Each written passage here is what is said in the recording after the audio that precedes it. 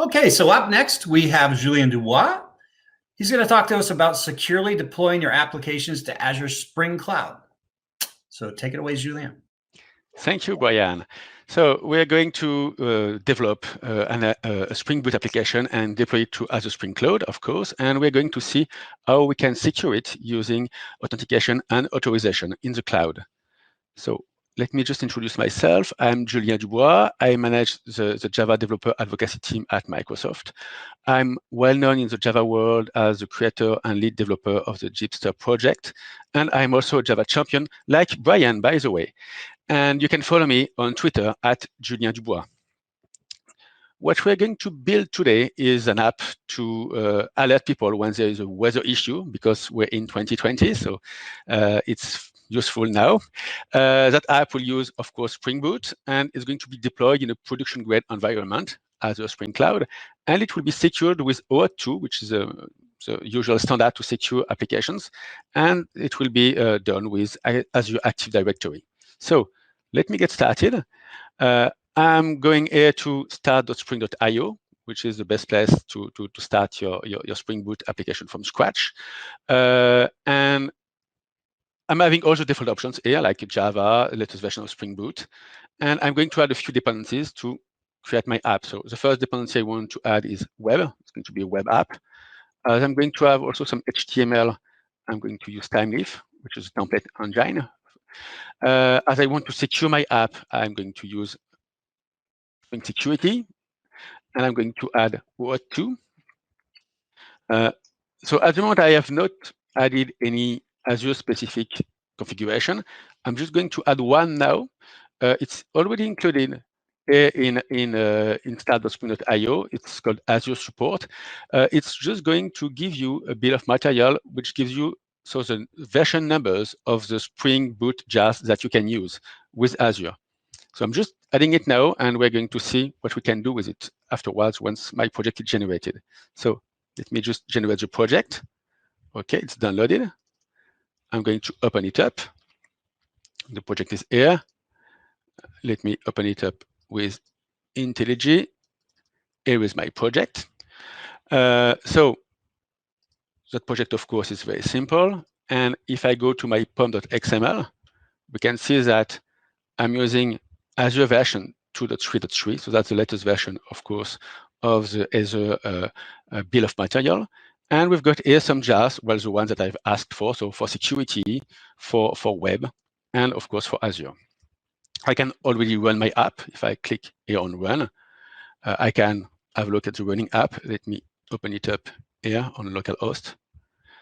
Oh, it's not running yet. It's not starting yet. Sorry about that. Should be started. Yeah, here it is.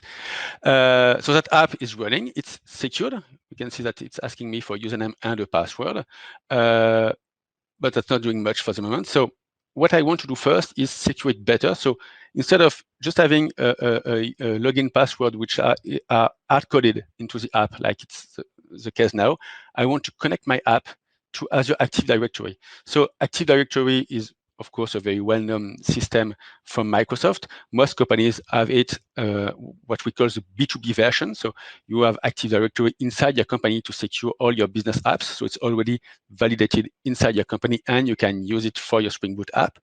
And we've got what we call the B2C version. So it's acting as a federator of AuthN servers.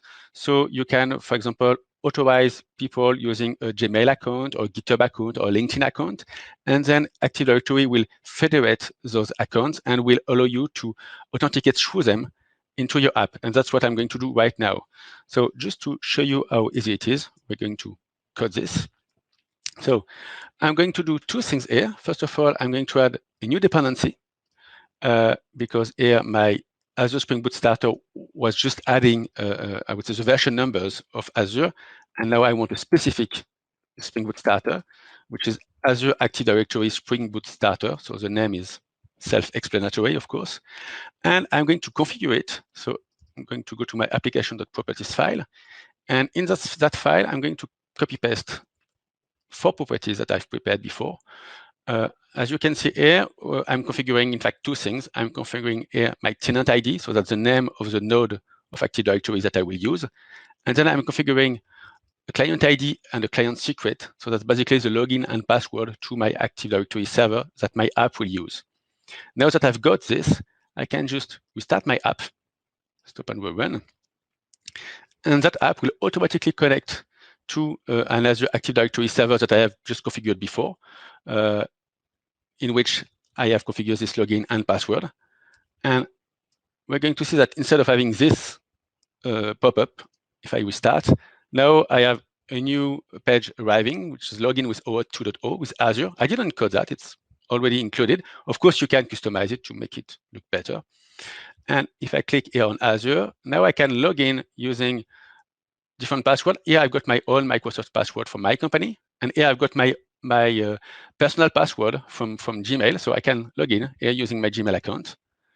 And here I'm logged inside my app. So we've got an error, of course, but it's a 404 error. What it's telling us, I was able to log in, and as we haven't coded anything yet, well, we need to now to add some web page, but everything is working. So let's code that page and then deploy that to production to have a feeling how easy it is to deploy that app to Azure Spring Cloud. So I'm going to copy paste one HTML page here, copy, and I'm going to paste it here in my templates. So it's a web page I've created before, which is basically just going to tell us welcome to our weather application. And here you can click to send messages. And I'm going to deploy that app this time, just to show another way of deploying. I'm going to deploy it using Maven. I can do a Spring Boot run. My app will start.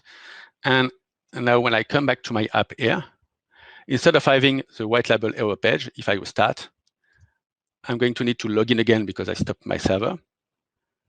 And I'm going to have my web page here, which is running. So I have added security, but there's just one little issue. We can see we are logged in as Bob. That's because Timeleaf needs to be connected to Spring Security, and for that we need one more little jar file from Timeleaf this time. So I'm going to add it to my pom.xml file here. And now this time, Timeleaf will understand Spring Security and OAuth 2, and instead of being logged in as Bob, I will be logged in as Julien Dubois, because as you remember, I logged in with my own Gmail account. And this will work without, well, me basically coding anything, and my name is here now. So I'm logged in, I'm secured by Active Directory, but as you see, I didn't do much. I added a Spring Boot starter, I configured it, and that's all that I needed to do. So for, I would say, a normal Spring Boot user, you are using the classical Spring Boot configuration system.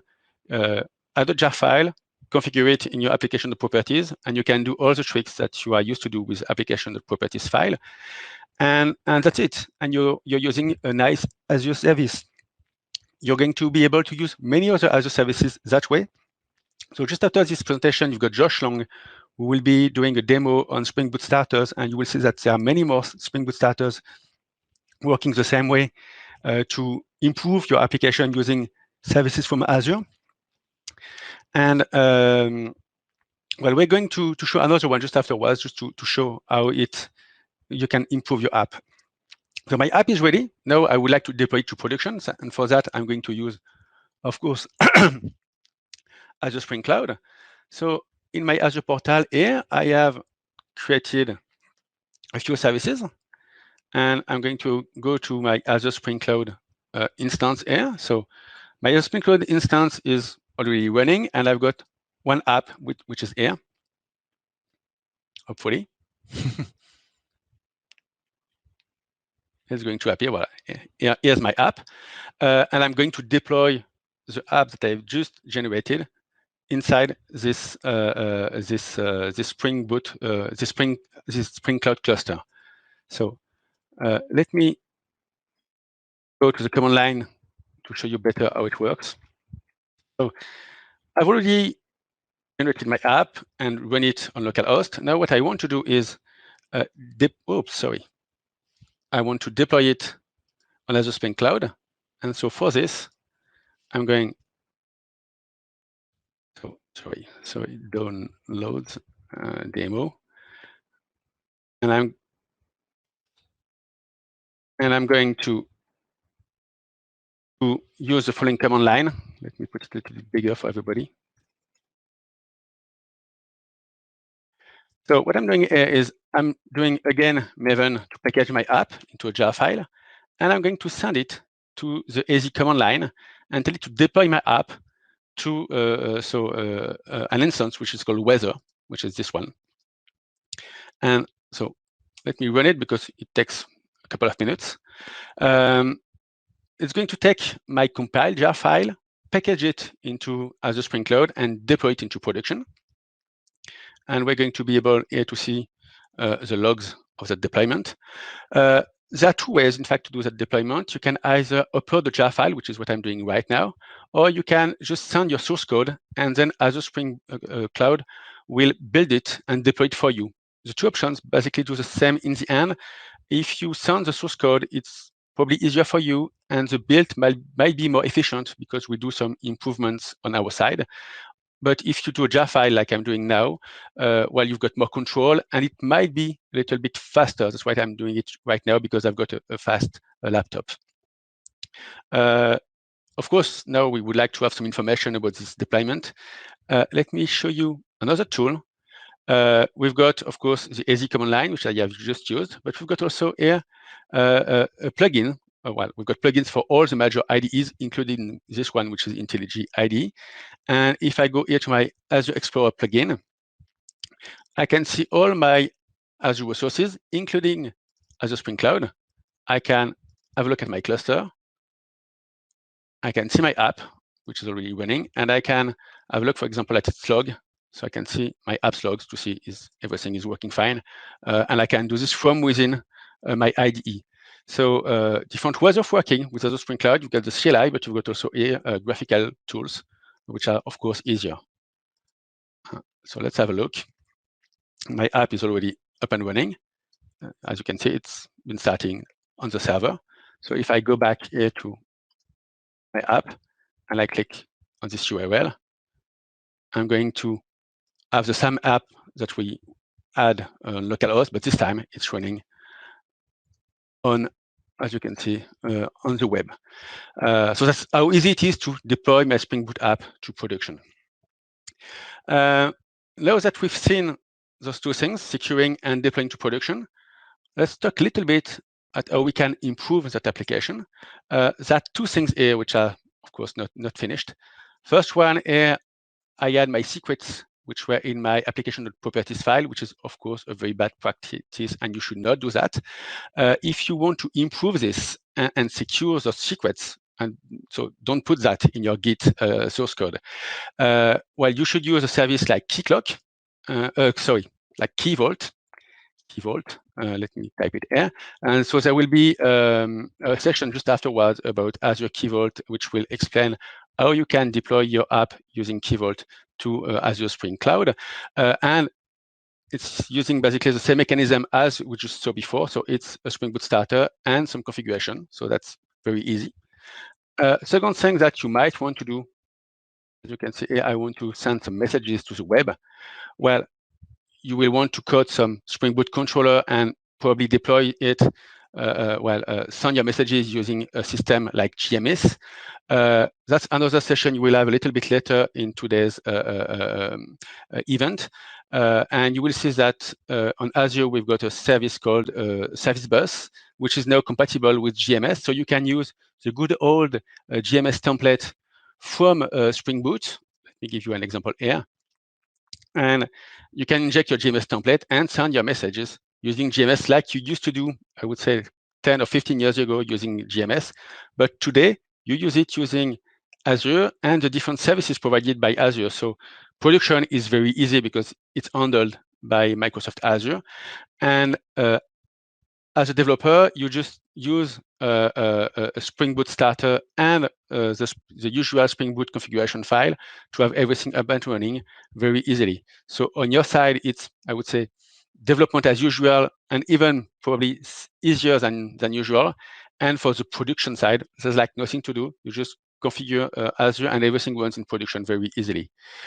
So I hope you have seen quite a number of interesting technologies. There will be 3 more events that should interest you with regards to what we have just seen. So Josh Long about the Spring Boot starters, Key Vault, and GMS with Service Bus.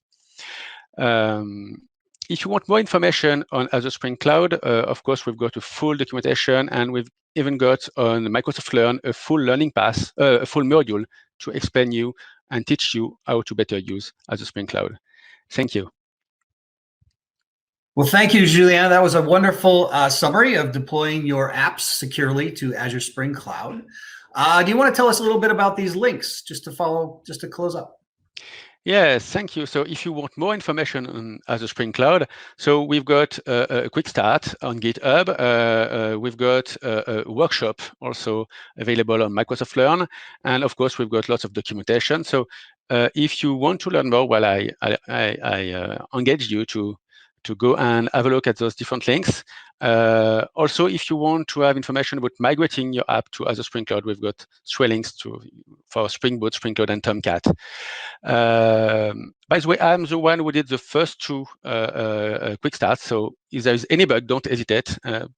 Open up a ticket, and I'll be happy to help you, of course. Thank you very much.